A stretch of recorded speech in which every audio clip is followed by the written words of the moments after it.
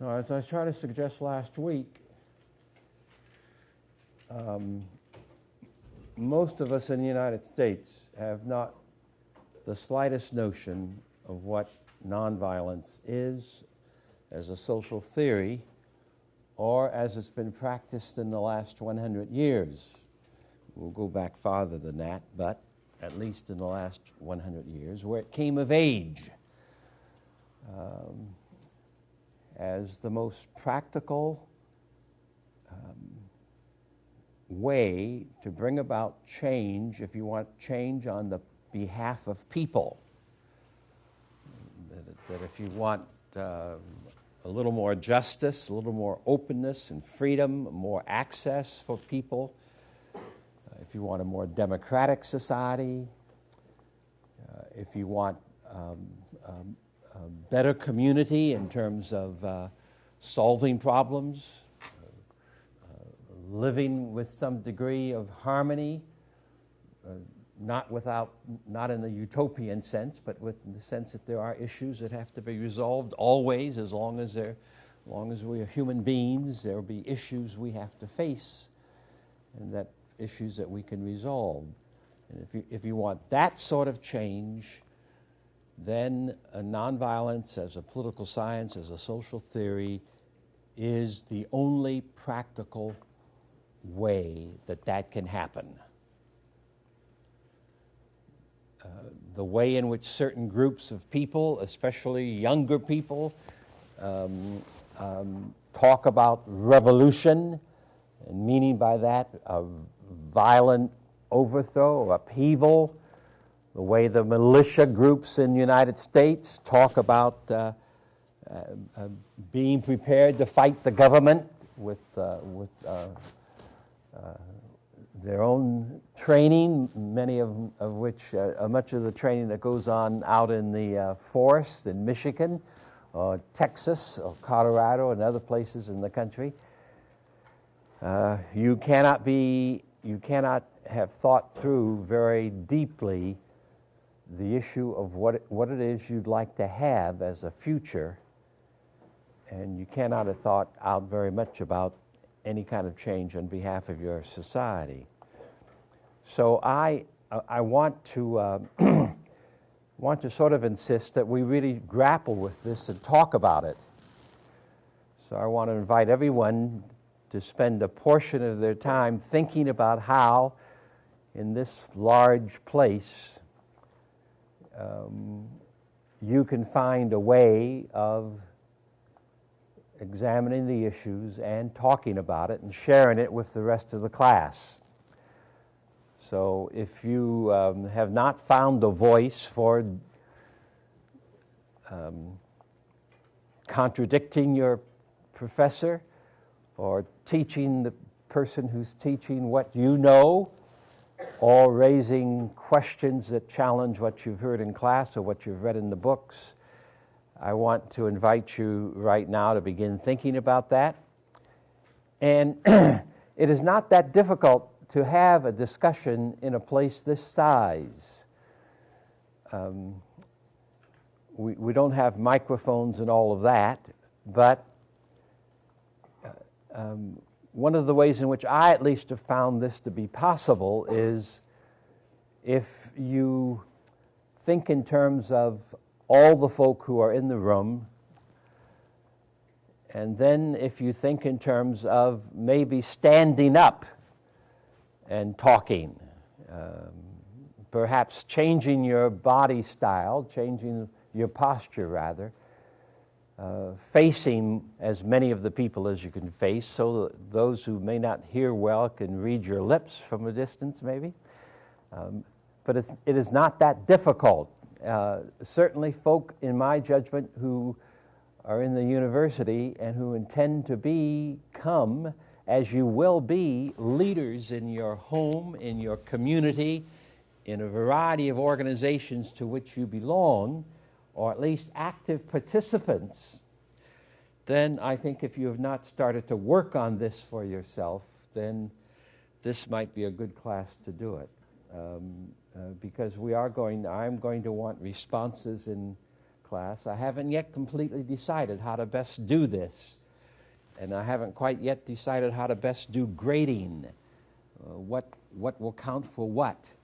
But I think that in the learning process, the give and take, the raising of questions, the being willing to be a little bit embarrassed if necessary to get on your feet and say something, and not being too timid to ask perhaps the thing that is most troubling you or most troubling about what you have read, about what you have heard, that has to be, that needs to become a model, and here it has to become something I think which each of us must learn to do. Now, I tried to say last week that all of us grow up in a society of massive culture, and we're going to do some talking, a massive violence, and I want to do some talking about that this evening. So I threw some terms on you and definitions last week. Violence, nonviolence, racism, sexism,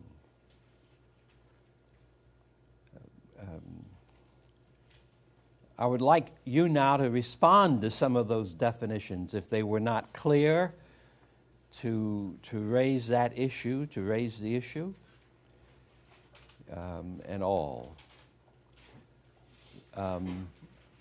If you remember your notes from last week, I want us to have a common language when you hear me say violence or nonviolence. I want you to learn some of the language of nonviolent literature, which I will be pushing pretty hard.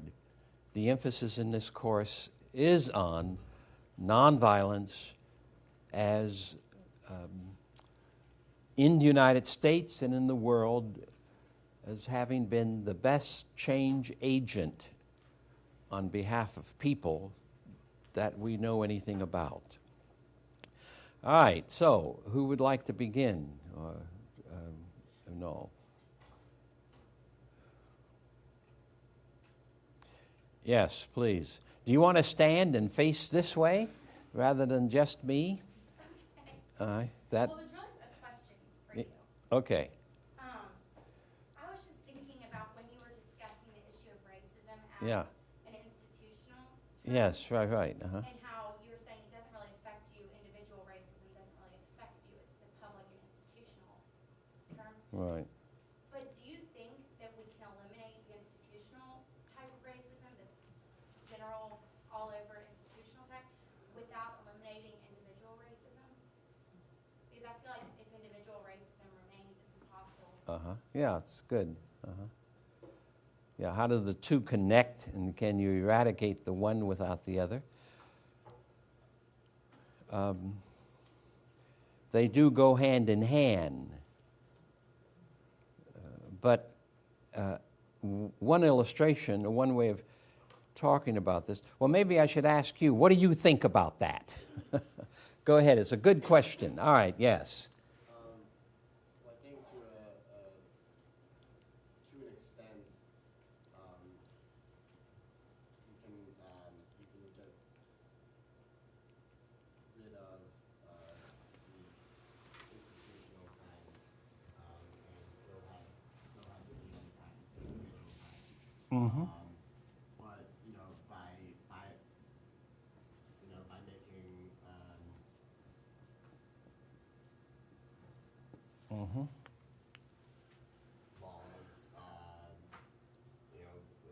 the courts, that kind of thing. But there will always be some kind of institutional,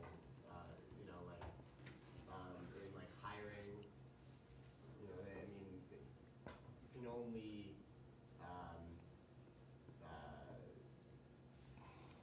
only have oversight of things like hiring to a certain extent. There will always be some kind of racism in that. Okay. I tend not to use the term racism to apply in a personal basis with someone who I think is prejudiced. I tend to use the term prejudice or bias for that person rather than the larger term. All right, go ahead. I was reading the Martin Luther King when you wrote about how we had the systems were starting to turn to their side of the movement, and how Eisenhower and other system changes were happening. They were kind of forcing personal prejudice in the South, especially, to kind of come to terms with the fact that the system is changing and it's going to happen. Like, we're making it happen. So I think that the personal prejudice may reinforce the systemic structure, but I think the systemic structure kind of forces the other way as well. All right, go ahead. The way I look at it, I don't believe that. I think you can still have systemic racism. Well, if you can't have systemic racism if you have no personal prejudice. I think that you need that to completely get away with the personal prejudice before you get rid of the systemic racism. All right. That systemic racism can exist with personal prejudice. Personal prejudice can't really exist without systemic. Okay. That makes sense. You're saying that they're interconnected, Right, but interwoven. It's much easier, to get I- rid of the personal prejudice. All right, let's take a couple more responses. I saw a hand up there. Yes, ma'am? We're just talking about this in a way for, All right, now you need to speak up. With systemic, at least we can make that change maybe more quickly within a generation if you're looking at changing the laws. But you still, with personal prejudices, it just takes sometimes generation after generation to change that through education and positive Okay. interaction between citizens. Way up, yes. I think the issue with, are we allowed to use personal experiences in this discussion? Sure. Yeah, use your own life's journey as as illustrations. I think the issue with those who have been victimized by racism is that personal prejudice is so insignificant in holding them back or keeping them from All right. progressing, that racism that's systemic is primarily the venue by which they've been overcome, so to speak. When my mother was trying to integrate Grenada County Public Schools in Mississippi, and was not afforded the opportunity to have equal education, the personal prejudices didn't keep her from having an equal opportunity, but the whole county who said blacks must go to school here and use typewriters, missing keys, Yeah. and textbooks, missing pages. Yeah. Um, Very badly used textbooks. right. Yeah. That's right. It was the system. Right. It wasn't the individuals that kept them from voting, but it was the law of the land, of Okay. the county, of the state, of the nation. And though I may not have experienced, I've rarely in my lifetime experienced personal prejudice, and if I did, it was so insignificant it didn't even bother me. But those instances and those situations where I saw my progress blocked because of the color of my skin by a system or by a dominance or a predominance, that's what's overwhelming. The personal prejudice, we don't give a crap about. Okay. Yes. Question I have is, I've heard you talk before about some of this, and I remember you saying that in your view, racism is more extreme today, more severe than in the past. I think you've said that. Yes, I would say that racism today is more pervasive than I have ever seen it. Across now 6+ decades of life. This is actually +7. And I first began to meet it in the United States at age 4 in the streets of Massillon, Ohio, which I shall never forget. And but it is more pervasive now. And sexism is also, incidentally, more pervasive. than I've ever seen it. Yeah. Can you explicate that a little bit more?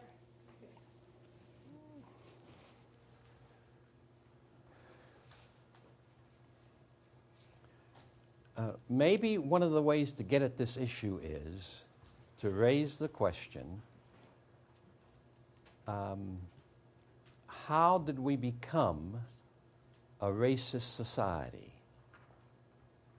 Did we inherit this, or have we basically inherited it because of institutions? Where did racism receive its major impetus, its major feeding into the American scene? Now, I think the answer to my own question is this, that it began as European settlers came into the 13 colonies and founded the first 13 colonies, and as they met a people they did not anticipate, who were strangely different from themselves. And as they were pushed hard by the notion that this new settlement coming across the Atlantic Ocean represented for them a new opportunity, a new life, a new understanding of themselves and of their society, they proceeded to make the decision that the indigenous people they met were inferior, were uncivilized, were pagan, were heathen, were vastly inferior to themselves, and that they were not properly using the vast land that the settlers were discovering for themselves for the first time. They met strange customs, strange language. And do you want to interrupt with this? Do you want to? I do, and I just remember that has happened long before the Europeans went and created the 13 colonies. You had Egypt enslaving different civilizations. You had China. Okay, but let's separate it. You do have slavery all across Greece, Athens, Palestine. You had the slavery by conquest. And that is a fairly ancient affair. It was not slavery by color or by culture or by language. In Roman slavery, very often the teacher of the children would be a poet from Greece or from elsewhere. So it was slavery by conquest. The more important piece here at the time of, let's say, 1609 or so, the more important piece here was that the European settler brought their fascination or obsession with the other into the scene. They were not completely free of prejudice by color, because the Moors of northern Africa who had conquered southern Europe were a people of color.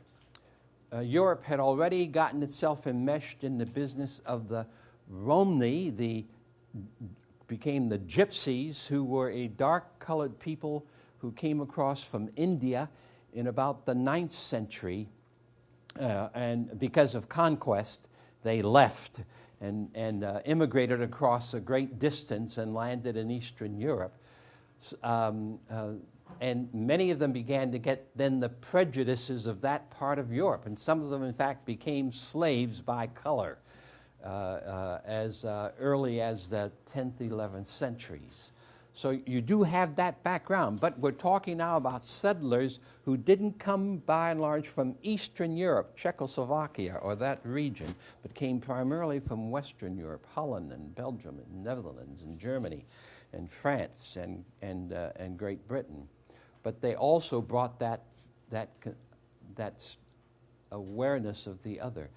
And I think what I'm wanting to press pretty hard, and you can question this and challenge it, I'm wanting to press pretty hard, that we relegated the Native Americans to being a people who could be destroyed, and the land could be taken. And that's precisely what we did across the next 200 years.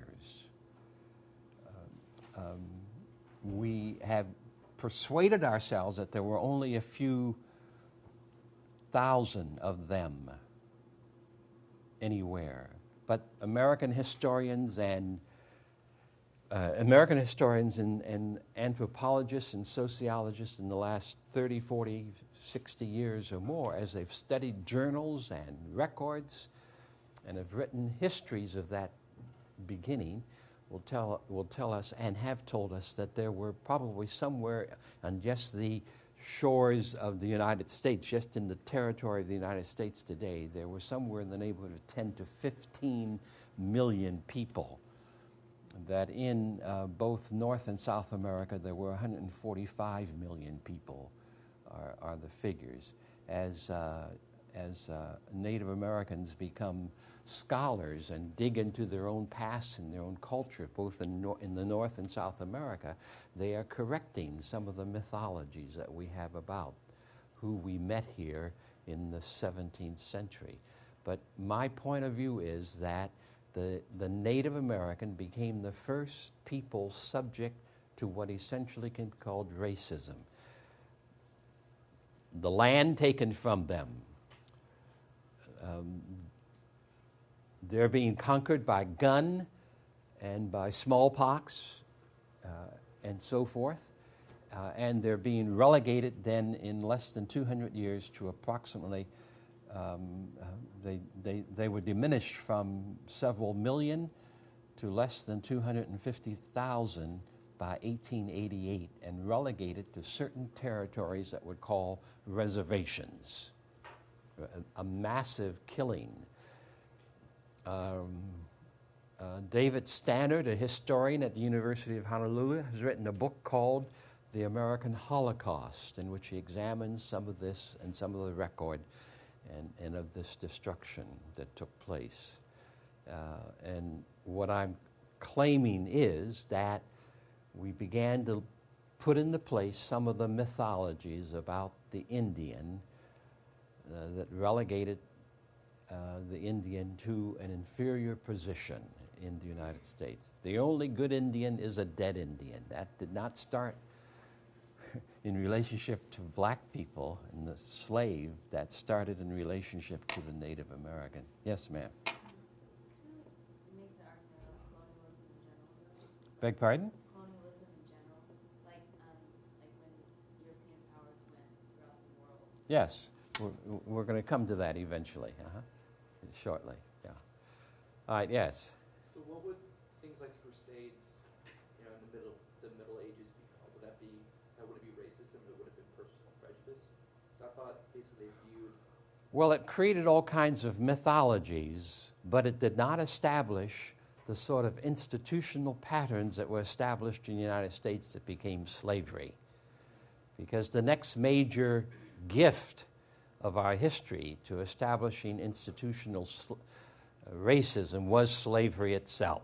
That began around 1619, and then for 250 years was the primary economic institution of the United States.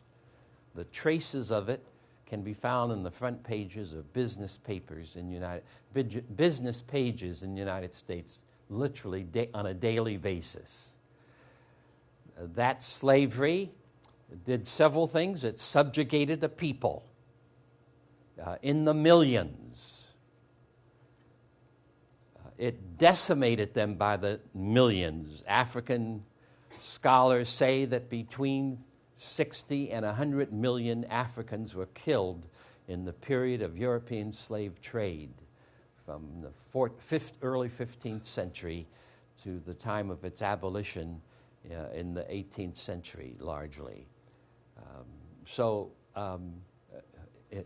it knocked people out. Then in conjunction with that slavery came a whole ideology and theology of slavery, some of which still is is still living and still very much alive in the United States. That the African was an inferior creature, African was immoral, the African was lazy, the African did not have the brain size of the Caucasian from Europe, that you could never trust the slave, a whole range of theology developed. It is in this period to develop the notion that the Bible sustains segregation and slavery. And true enough, the Bible does and did. It's one of the things in the Bible you cannot take literally. It's one of the things in the Bible that must be rejected in the light of other teaching, in the light of Moses, in the light of Jesus especially also. But it obviously does justify slavery by conquest. But in any case, you established the prejudice, became a national ideology. It was not relegated to the places where there was slavery. Men and women who were able to break free of the slave system found it hard. That is, black men and women who were able to break free of slavery in one way or another found it hard to find work, to live where they wanted to live, to do what they wanted to try to do with their lives, whether it was in Boston, Massachusetts, which was a little better, or Charleston, South Carolina. So the poison as a part of the institution became well established. In the library at Vanderbilt, you can go back and find some of this documentation out of the 17th, 18th centuries.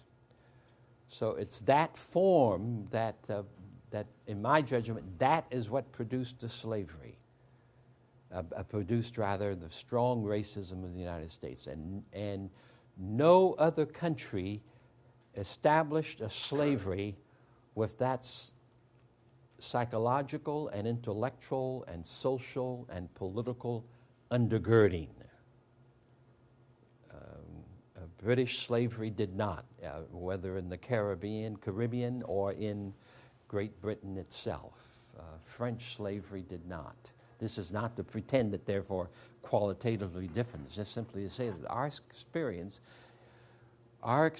in the United States was a fairly unique experience. And it was a fairly harsh slavery. It was not a benevolent slavery,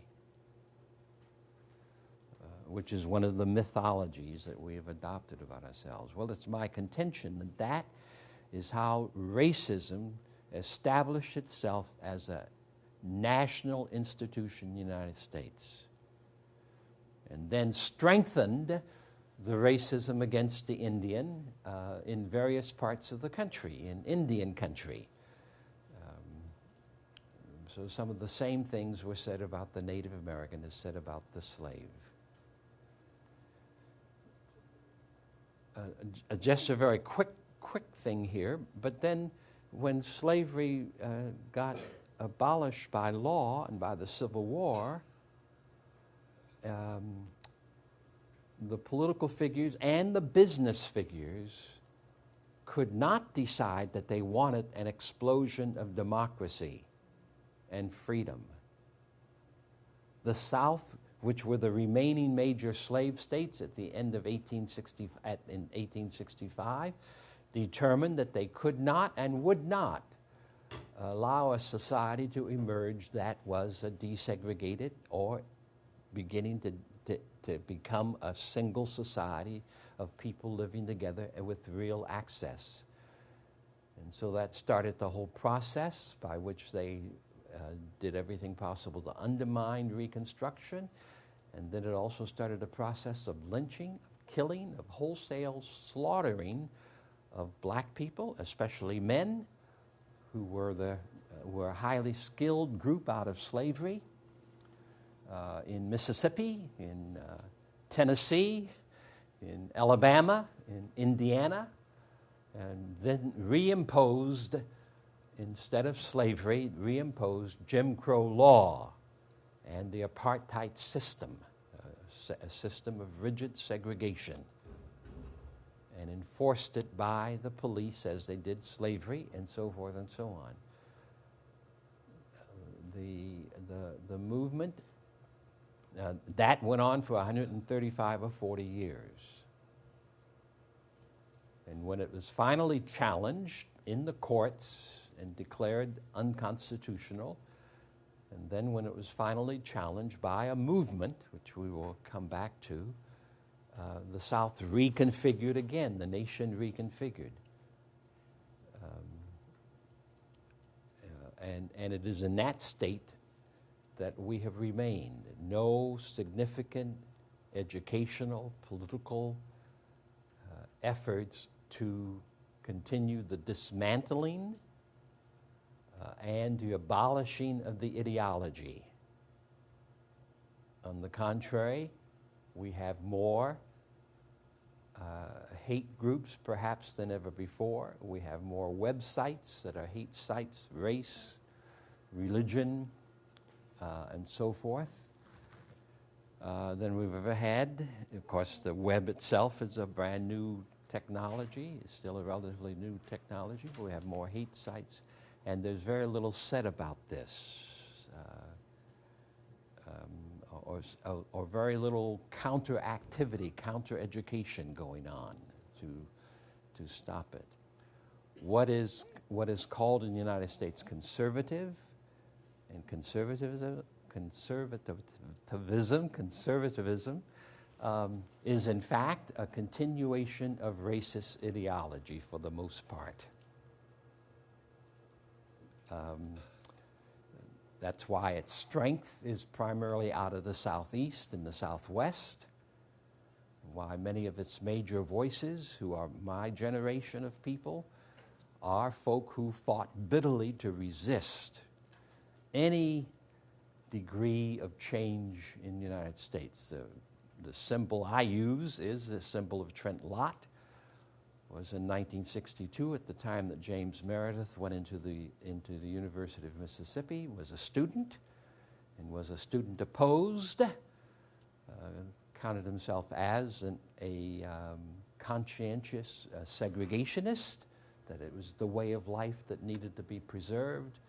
He calls himself now a conservative, but he has not fundamentally changed the workings of his mind about his growing up days as a child and as a young person in Mississippi, and he's an example of what conservatism has meant. Some of the major protagonists of that conservative position, like Pat Robinson, as another example, James Kennedy of Florida, are men who were contemporary with me and who called the movement of which I was a part a communist movement.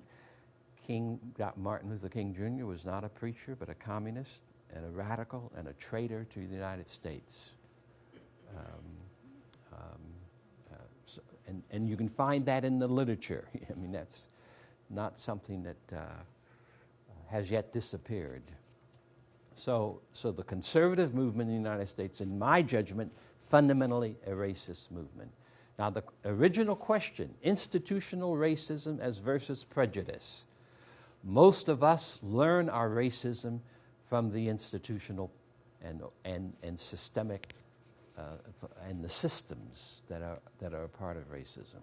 It's perpetrated through the institutions. Parents may pass it on, as they do, but fundamentally it comes out of the institutional pattern. There is no doubt a debate and a discussion and an interrelationship all the time. But fundamentally, as long as the institutional patterns of racism remain, you will not affect very much change, which means they have to be confronted and undermined. Yes? So, does that mean that if these systems are not in place, then the personal aspect of it will slowly go away too, or not necessarily? Well, yes, ma'am, you want to say something? Go ahead. I might have like a full like perfect answer for that, but an example of that is like in the education system, how we have division between like it's prejudice in the school systems, and there was a research project that stated that if institutional racism was taken away from the school system and people were like forced to integrate, it might be rough at first, but eventually like you learn to go to school together, then you learn to live around each other, then eventually you learn how to get along, and so in turn it may help race relations overall. Okay, yes. I just wondering how you battle some of these things. Like I know in like feminist movements, there are a lot of like push on like government levels, the business, like allowing for more women's rights. Around what? More push on like for businesses to Uh-huh. allow like paternity leave, not like some paternity leave, but like paternity leave, other rights for women. Yeah. Daycare that's Mm-hmm. maybe subsidized, Right. something like that. But then you have a lot of women's groups that are also fighting like the feminist movement. So how do you? And then the same thing with like some like racism as like school policies and education, the public Yeah, education uh-huh. system. How there may be some groups that are claiming like no, we want to privatize it. So how do you battle like the groups that are within the? You know what I'm saying? Like Right. women's groups Yeah. who fight for. Like, Yeah, women's groups that fight for what they call feminism and resist things like maternity leave and resist the accessibility of abortion and so forth and so on. Yeah, well, it's like Thomas Sowell in the Tennessean and Clarence Thomas of the Supreme Court. You don't get all people of any single group who are aware of what is beneficial for the whole group or what is beneficial for the nation. A part of the question that has to be asked here is, and this isn't a question that has public weight, but is it to the benefit of the nation to have women in comparable work to men, but who make 71 or 73 cents on the dollar? Is that thing? When you do not have access for lots of folk who are children in your society, are you shutting out the future Einsteins, the future creative people? How many of them are you closing down? By not making certain that Head Start and kindergarten is accessible to all the children of the United States. How much damage do you do yourself on the potential for your society if all do not have access? If it's limited access, and it is limited access. Yes. I wanted to disagree with your view on conservatism, especially in the last 10 to 15 years. I feel like most of what's driven the conservative movement, the kind of conservative revival. Yeah.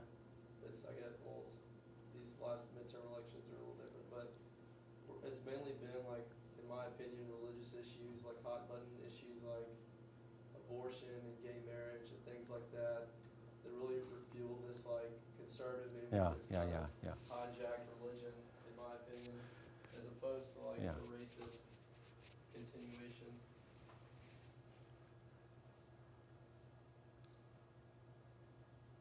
All right. I think that I want to perhaps come back to that so I can move along for today. we ought to have that as an open discussion, and we will.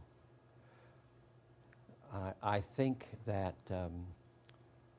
conservatism is trying to find what you've used their term hot button issues, but if there's any thoughtful examination of those issues, they are felonious issues. The issue of abortion is not a religious issue. Abortion is not mentioned in the Bible. Though I've heard, huh? I was just going to say, in light of what the Conservative Party has tried to do, using those issues in a religious way. Yeah, they have. In a perverse way. They have. That is correct. They have sought to use such issues. Abortion is fundamentally about the issue of whether or not women have been created equal with male. Whether or not from the beginning. Now, the Declaration of Independence says that it is self-evident that all are created equal, that all are endowed by the Creator with certain inalienable rights, that among these are life, liberty, and the pursuit of happiness. Now, so the big issue in the United States still is, does that include females? If it includes female, then women have the responsibility from creation of bearing the children, which means that creation designated them as having moral ability to handle that matter fully in the light of themselves and in the light of their families. And the anti-abortion forces are fundamentally saying that ain't so. Women are not moral agents in the sight of God. They are to be commanded by the law, by government, and by the male. The Southern Baptist Convention, the largest Protestant convention in the United States, insists that the woman is secondary to the husband. This is their doctrine. I don't know if you know that, but it's there. The Vatican and Roman Catholic thought maintains that while they say women and men are equal, however, women are a special species. They cannot be priests. They cannot have equal status in the church. The Church of God in Christ, a Pentecostalist group, speaks of the headship of the male. This is what they teach their engaged couples, and it's what they teach as the doctrine of their church, so that women are to follow the leadership of the man in family and marriage and church affairs. So the abortion issue is a way of not facing the issue of the equality that the Declaration of Independence declares. And I think people on the other side of the coin of that have been somewhat cowardly because they've not called a spade a spade. If you follow the anti-abortion issue, you will see that much of us is led by men, clergy and others. It's not. The major organizations are headed by males, which I think is suspicious of what it's about.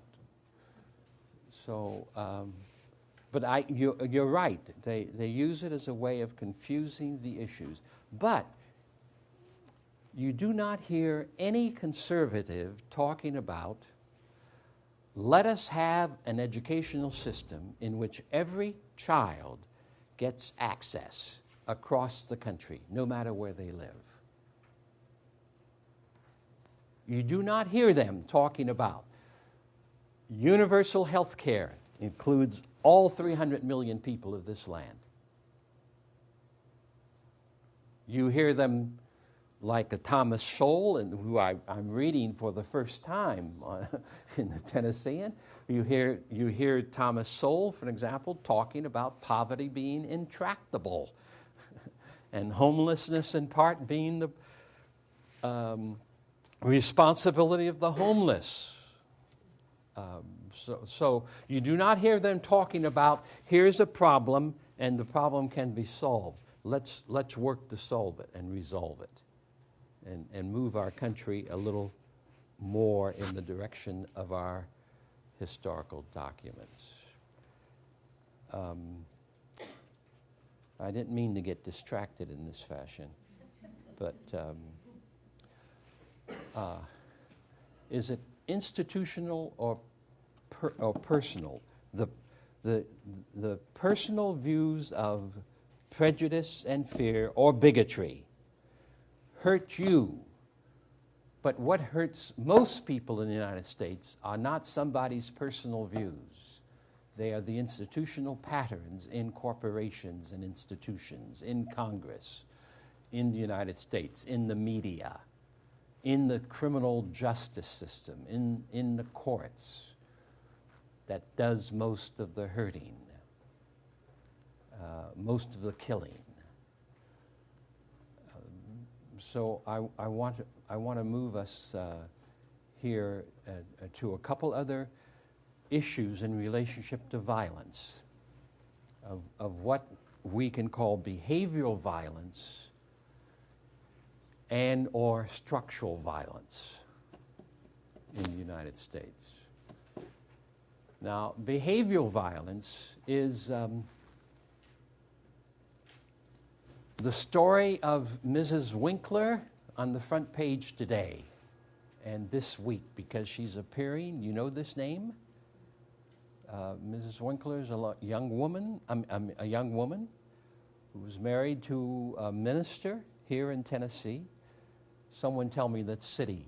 I didn't plan to bring this up, huh? Where?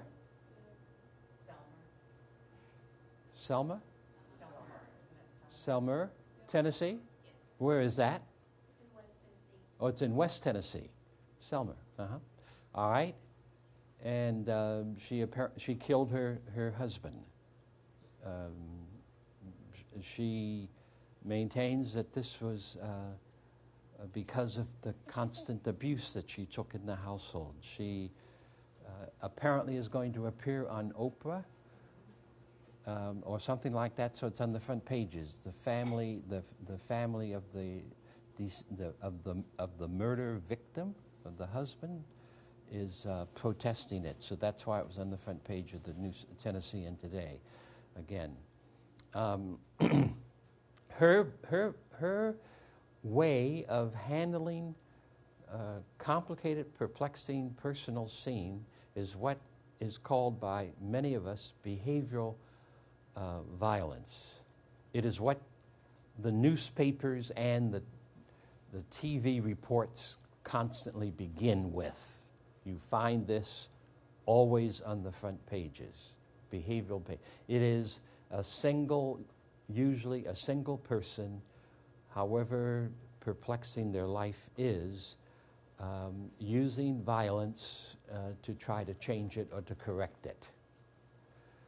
And they more often than not use violence as a desperate last gasp. They've reached such a level of despair, of shame, and guilt because they're in the situation they're in, that they see no way out except to destroy another person. This is behavioral violence. Pac-Man Jones would be another example of it. The suspended Titan football player. I'm not claiming that he's engaged in any violence. That hasn't happened, but apparently he lets it hang out at nightclubs and other places, and is thereby, accused and has been arrested several times as a consequence of it. That is behavioral violence. It is one person for whatever reason, acting out antisocial behavior that often ends in a brutal, deadly fashion. Now, structural violence is something else. The media does not talk about structural violence, nor does it report it. Behavioral violence almost invariably is one at a time, and it's a one-on-one affair for the most part. It's oftentimes, you find it in domestic violence, you find it in the problems of robbery and so forth and so on. It is one-on-one. Structural violence is the product of the institutions and the structures and the procedures that destroy.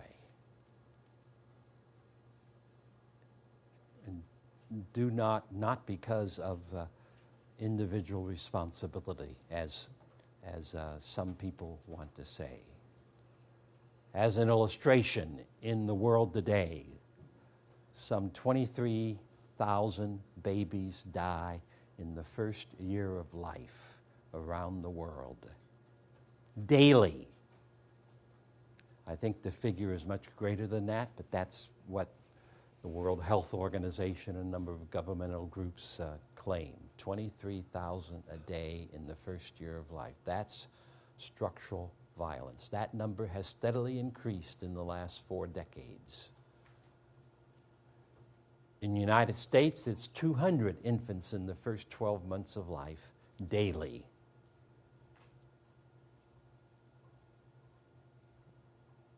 Those are the figures that have come from a great variety of healthcare people and Senate subcommittees on the health of children, on infant mortality rate, and so forth and so on. 200 per day.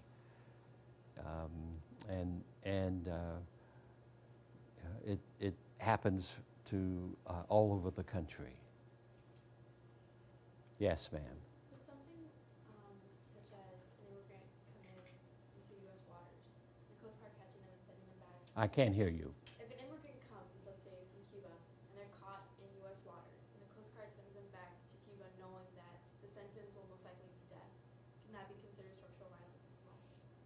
Structural. People who are coming in from Cuba are sent back. And they're sent back, but the U.S. government knows that they're going to be sentenced to death when they go back.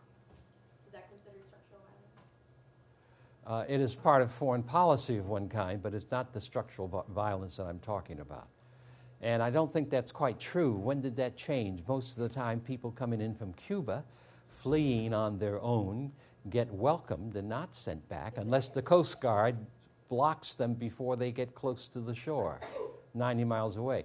It's the people from Haiti that if they come, they're shipped back immediately, and death is much more the path that they will jail and death in Haiti, but not with Cuba, because our beg pardon? Cubans have to touch American soil. They catch them in the waters there. Yeah, the Coast Guard stops them before they get here, and turn the ships around. That's, I think, I haven't read about this recently, but I know that's been the pattern for a number of years. All right, structural violence.